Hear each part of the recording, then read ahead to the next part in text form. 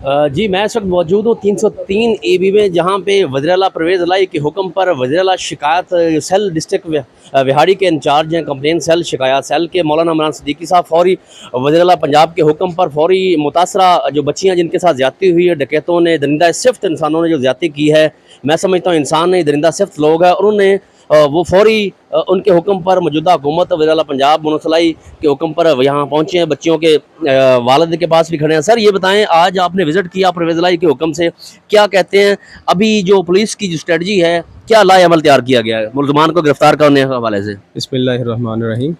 सुबह 4 बजे मुझे चूँकि मैसेज आ गया था चौधरी परवेज़ साहब की तरफ से, तो फ़ौरन मुझे यहाँ पहुँचने के लिए हुक्म किया है। मैं यहाँ पहुँचा हूँ इनके चक में, और जो मैंने इस वक्त की मौजूदा जो रिपोर्ट मुझे मिली है, मेरा राब्ता हुआ है, पुलिस पूरी तनदेही से कोशिश कर रही है मुलज़मान को तलाश करने के लिए, और टीम भी तश्कील दे दी गई है। इंशाल्लाह मुजरम जल्द जेल की सलाखों के पीछे होंगे।